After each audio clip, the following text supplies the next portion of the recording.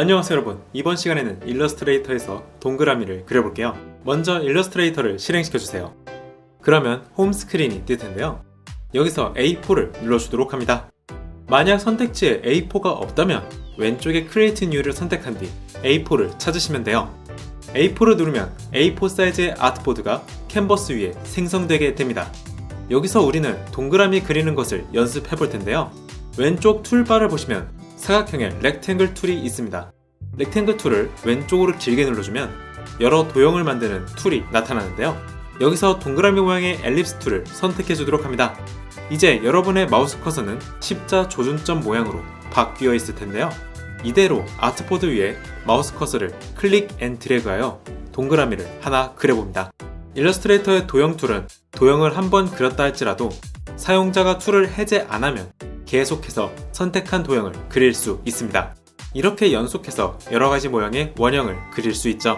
그런데 이렇게만 그리면 동그라미가 위아래나 양옆으로 길게 되는 경우가 있습니다. 만약 여러분이 모든 방향에서 지름이 같은 완벽한 원을 만들고 싶다면 단축키 Shift를 누르고 마우스 커서를 클릭 앤 드래그 해보시면 됩니다. 그러면 완벽한 원형이 탄생하게 되죠. 만약 내가 특정 지점을 가운데로 하는 원을 그리고 싶다면 Alt 키를 누르고 특정 지점을 클릭 앤 드래그 해보세요. 그러면 이 지점을 기준으로 원이 사방으로 그려지는 것을 알 수 있습니다. 저는 특정 지점을 중심으로 하는 원을 그리고 싶은데요. 그것도 간단합니다. Alt Shift를 누르고 특정 지점을 클릭 앤 드래그해서 원을 그려주시기만 하면 되죠.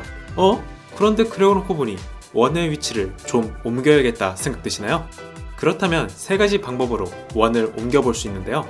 첫 번째는 왼쪽 툴바의 맨 위에 있는 셀렉션 툴을 선택한 뒤 그려놓은 원을 선택하는 겁니다.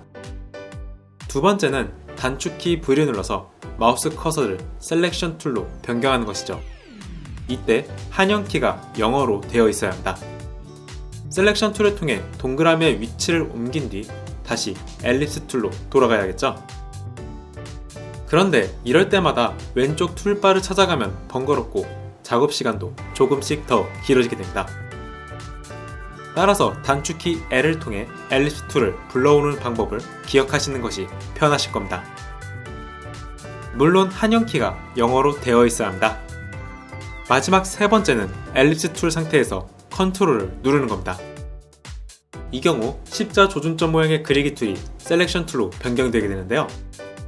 어디까지나 컨트롤을 누르고 있는 동안에만 활성화가 되고 컨트롤에서 손을 떼면 다시 그리기 툴로 돌아가게 됩니다. 따라서 끊김없는 연속 그리기 작업 때는 필요할 때만 컨트롤을 누르고 작업을 진행하는 것이 좋겠죠? 그럼 이제 연습을 해보도록 하죠. 위에서 아래로 동그라미로 이루어진 줄을 만들어 보도록 합니다. 모양이나 겹치는 것 여부는 상관없습니다. 대신 Shift나 Alt, 컨트롤 등의 단축키를 여러 번 쓸 수 있게끔 스스로 연습을 진행하면서 그려주세요. 또한 엘립스 툴과 셀렉션 툴을 번갈아 가면서 사용하는 것도 같이 연습해 보셔야 해요.